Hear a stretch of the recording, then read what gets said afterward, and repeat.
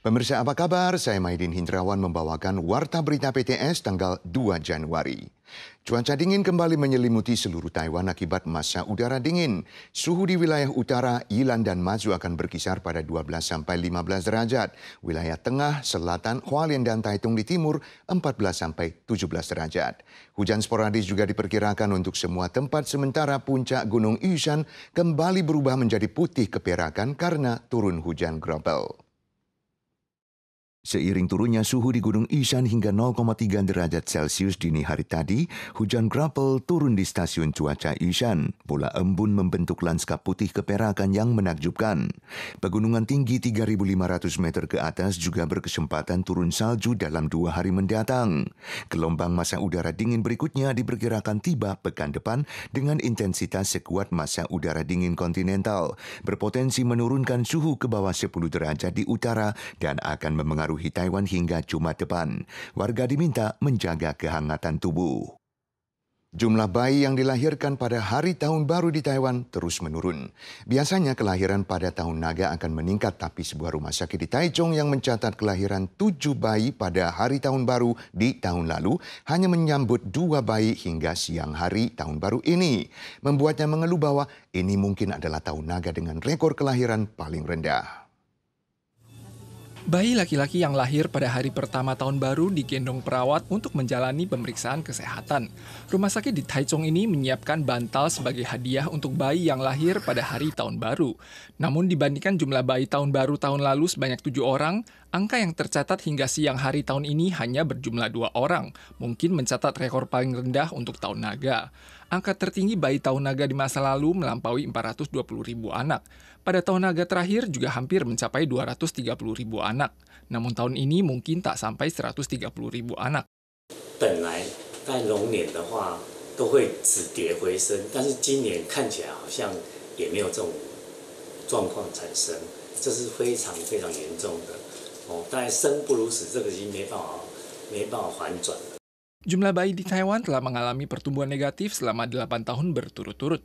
Jumlah ini masih melampaui 160.000 pada 2020, namun telah anjlok hingga 130 ribuan pada 2023. Jumlah bayi yang tercatat hingga bulan November tahun lalu hanya 120 ribuan. Selain dipengaruhi oleh kondisi sosial dan ekonomi, menikah di usia senja dan tidak ingin menikah turut berdampak besar terhadap minimnya angka natalitas. 现在人都30几岁才结婚啊，受孕率跟20几岁的人比起来，其实就比较低了。等于是能够受孕的能力跟时间都比以前要少1半以上。 Pihak rumah sakit memprediksi jumlah bayi dalam 5 tahun mendatang akan menurun lagi hingga 125.000 per tahun. Maskapai penerbangan China Airlines meluncurkan seragam celana baru di 3 bandara di Taiwan, menawarkan pilihan yang lebih fleksibel pada staf darat dan awak kabin.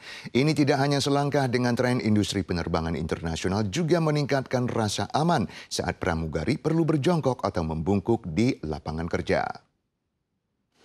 Setibanya di bandara, awak kabin China Airlines turun dari mobil dan menarik koper mereka. Mayoritas kru kloter pertama mengenakan seragam rok, sementara kloter lainnya kru yang memakai seragam celana juga cukup banyak.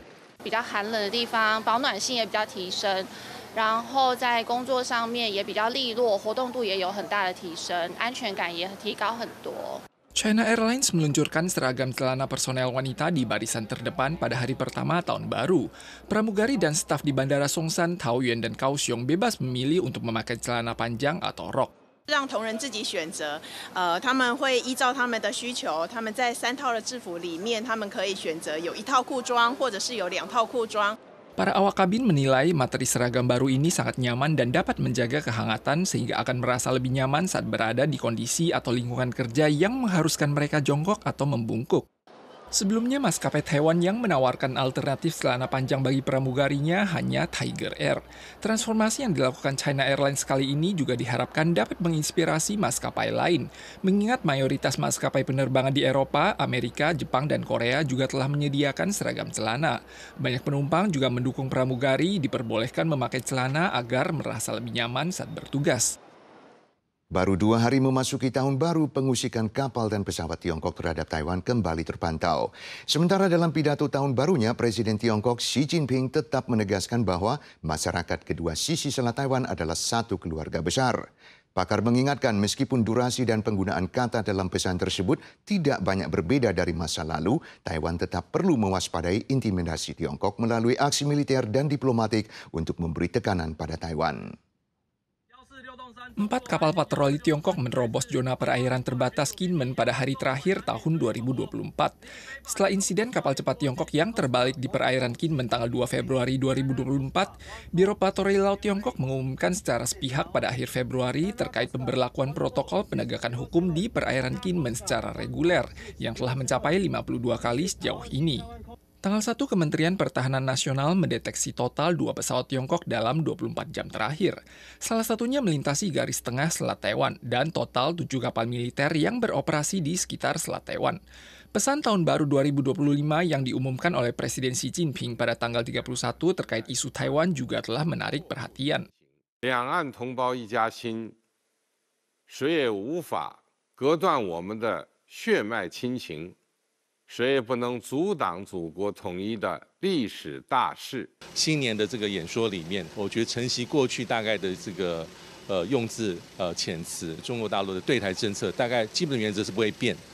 Walau intensitas dan penggunaan kata dalam pidato tahun baru Xi Jinping terkait Taiwan tidak jauh berbeda dengan masa lalu, Taiwan tetap perlu mewaspadai intimidasi Tiongkok pada zona abu-abu untuk memberikan tekanan terhadap Taiwan lewat aksi militer dan diplomatik.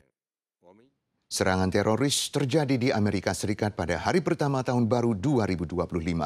Seorang warga Amerika berusia 42 tahun dari Texas menabrakkan kendaraannya ke kerumunan di New Orleans, menewaskan 15 orang, melukai 35 lainnya.